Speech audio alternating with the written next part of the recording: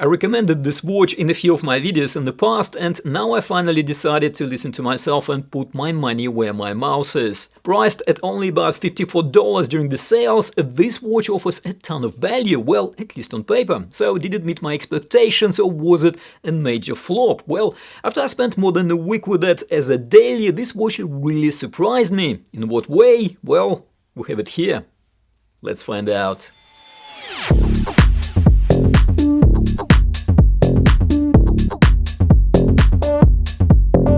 Hello and welcome back. So, was I nervous when I finally pulled the trigger and bought this watch? Well, a little. Okay, I had reviewed a few Addiesdives on the channel in the past, and I must say that these days they are quite consistent when it comes to product quality, so I was quite confident that it will not be a complete disappointment. However, I was still a bit concerned because this watch, as I pointed out earlier, quite often can be found priced as low as $54, and from my experience of handling hundreds of watches by now, I'm pretty sure that at such a low price, some corners had to be cut. So, is it the case here? Well, kinda, but Addiesdive did it in a very clever way. However, and I know I might sound like a cliché salesman, but wait, there is more, and you will see what I mean when we'll look at the design. And by the way, all the product links that I could find with the best prices for this watch will be in the description of this video.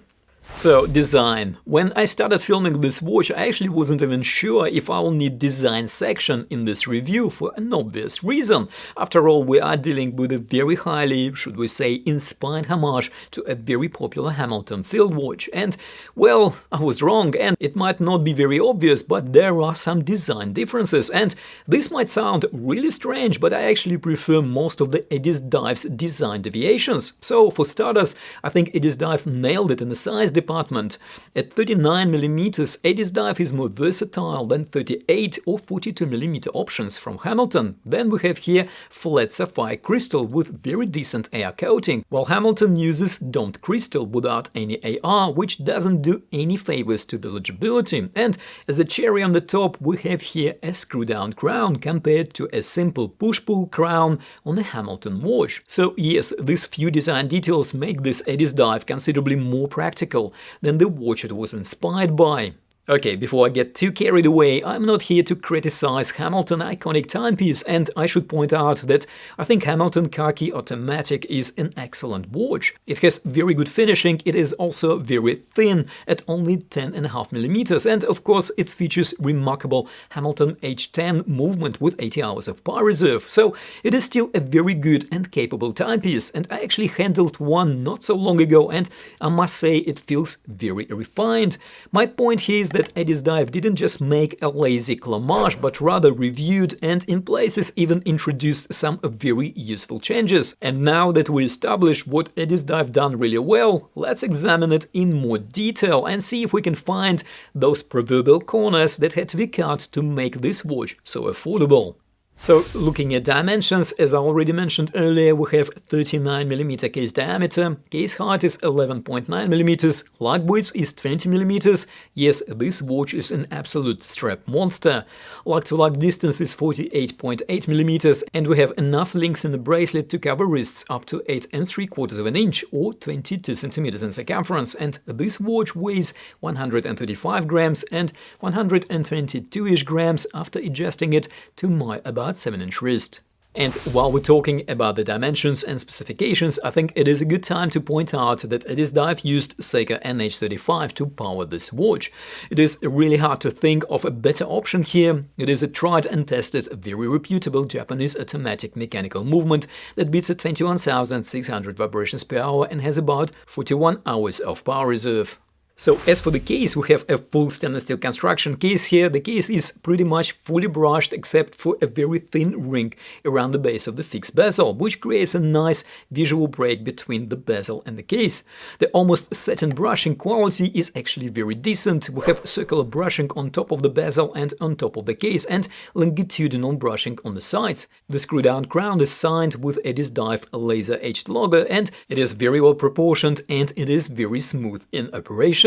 Back of the case features screw-on case back with Addiesdive logo and key specifications engraved around the perimeter. And we have declared a very practical 200 meters of water resistance, so there should be no problems taking this watch swimming.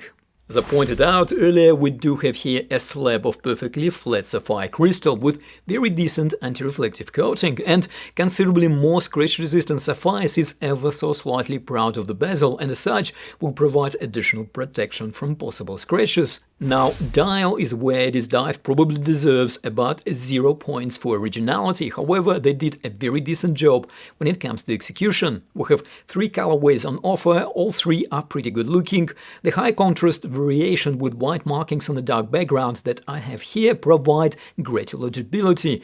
Everything is printed on this dial and the print is nice and crisp. So nothing obvious that says, look, here is the area where Addiesdive held back to save some costs. Okay, maybe under 10 times or maybe 20 times magnification we can spot that the sides of the date window cutout are not perfectly straight. However, the white frame around it makes it almost undetectable with the naked eye. We have very neatly executed syringe-style hands here, and I really like that the hands are nice and long, with the minute and second hand tips gliding right above the minute chaptering, giving this dial a feel of elegance and precision. And of course, we need to examine the loom. Well, what can I say? I ran the loom test for around 15 minutes, like I usually do, and the loom performance is definitely better than average, even by the field watch standards. So no, it doesn't look like Addiesdive cut any corners here either.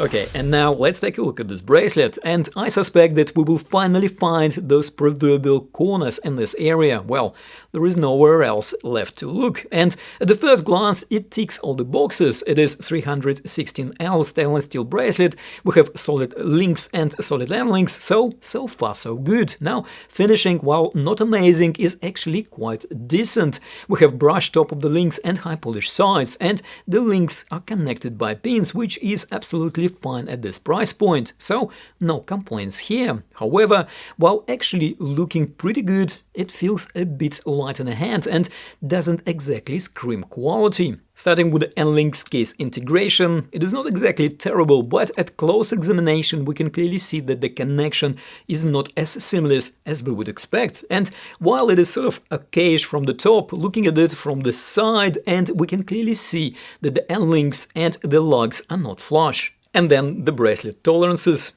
Clearly not as tight, and it even does a little jingly jangle, like an old Seiko Jubilee style bracelet if we read a little bit.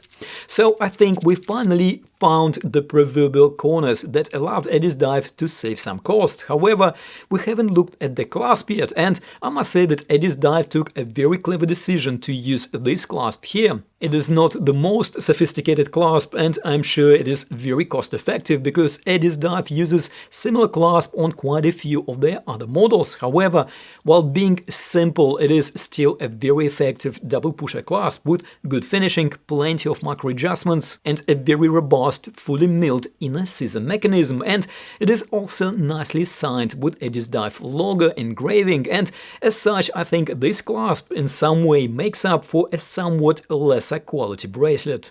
So what's my verdict? Well, what can I say? I think this Addiesdive field watch is absolutely brilliant, especially taking into account the price point. Yes, the bracelet tolerances are not the greatest, but the bracelet still looks good and does the job. And if you really want to change with 20mm lug widths, this field watch is an absolute strap monster. What are your thoughts? Well, do let us know in the comments, and if you find this review helpful, do hit that like button, and of course don't forget to subscribe if you haven't already done so. Thank you for watching, take care, and I will see you in the next video.